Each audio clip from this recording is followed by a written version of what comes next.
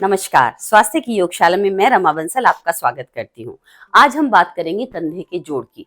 जी हाँ, जब कंधा हमारा स्टिफ होने लगता है, फ्रोजन होने लगता है, तो थोड़ी सी मूवमेंट करने में भी हमें बहुत ज्यादा पेन होता है। हम अपने डेली के काम करने में परेशानी अनुभव करते हैं, यहाँ तक कि रात को सोना तक मुश्किल हो जाता है। जरा करवट लेते ही चीख निकल आती है।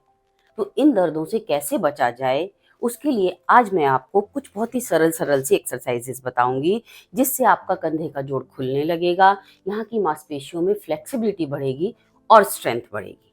तो चलिए शुरू करते हैं। पहली एक्सरसाइज के लिए आपने अपने हाथ को इस तरह से वॉल पर रख लेना है और आपके शरीर की दूरी भी आपके आर्म के लेंथ के बराबर होनी चाहिए।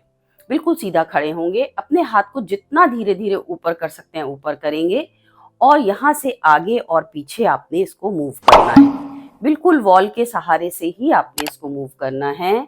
देखने में बहुत सरल एक्सरसाइज है, लेकिन जिनका कंधा जाम हो जाता है उनको ये एक्सरसाइज करना भी मुश्किल लगता है, लेकिन धीरे धीरे करेंगे तो उन्हें लाभ मिलेगा। इस तरह से आपने करना है। दोनों ही हाथों से आपने इस एक्सरसाइज को करना है। बेशक आपका एक कंधा फ्रोजन हो, लेकिन आप करेंगे दोनों से, ताकि आपके दोनों कंधे हेल्दी रह पाए। चलिए दूसरी एक्सरसाइज करेंगे। उसके लिए भी आपने इसी तरह से अपने आर्म के बराबर की दूरी अपने शरीर की वॉल से रखनी है, और हो सके तो एक कपड़ा या टॉवल आप लेकर करें, इससे आपको स्लाइड करने में आसानी रहेगी। इस तरह से टॉवल लेकर हाथ उसके ऊपर रखें। अब जो हैंड आपका वॉल की तरफ है, वही लेग आपकी वॉल के पास जाएगी। इस तरह से आपने पंजे को वॉल की तरफ रखते हुए ब्रीद इन करते हुए धीरे धीरे अपने हाथ को ऊपर करना है और घुटने को मोड़ते हुए आपने वॉल के पास लेकर जाना है। बस जितना आपका कंधा आपको अलाउ करे उतना आप ऊपर जाएं। यहाँ रुके और 5 काउंट करें। 1 2 3 4 5। ब्रीद आउट करते हुए वापस आ जाएं, वही ओरिजिनल पोजीशन ले लें। इस तरह से फिर से आप एक बार देखें। ब्रीद इन करते हुए धीरे धीरे अपने हैंड को खिसकाते हुए ऊपर जाएं, घुटना मोड़ते हुए वॉल की तरफ। 5 काउंट तक रुकें। 1 2 3 4 5। धीरे से वापस आ जाएं। इस तरह से इस एक्सरसाइज को आप कम से कम 5 बार जरूर करें और दोनों हाथों से करें। नेक्स्ट एक्सरसाइज के लिए आपने अपने फेस को वॉल की तरफ ले जाना है और फिर इसी तरह से आपने अपने हैंड को वॉल पर रखना है।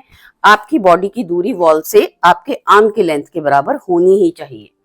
इस तरह रखते हुए आपने फिर जो हैंड है, यानी लेफ्ट हैंड है तो लेफ्ट पैर को ही आगे लाएंगे और धीरे धीरे अपने हैंड को उसी तरह स्लाइड करते हुए ऊपर, ब्रीद इन करते हुए धीरे से हल्का घुटना मुड़ेगा, लेकिन इस बार आपने चेस्ट को वॉल की तरफ लेकर जाना है।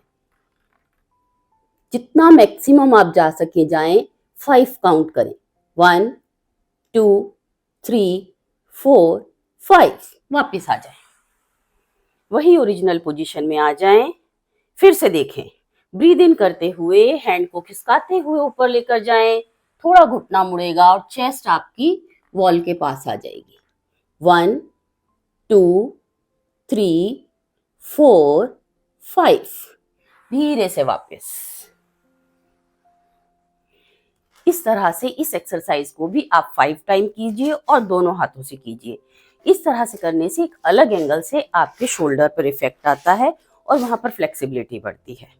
एक एक्सरसाइज आपको और बताऊंगी, उसके लिए आप कपड़ा ना भी लेंगे तो चलेगा।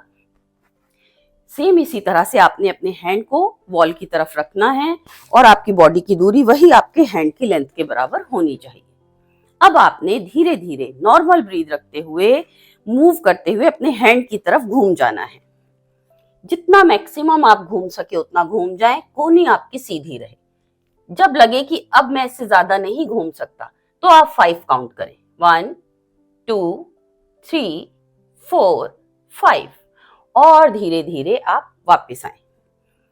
वापस आकर बहुत धीरे धीरे करें, जल्दीबाजी में झटके से आपने कुछ नहीं करना।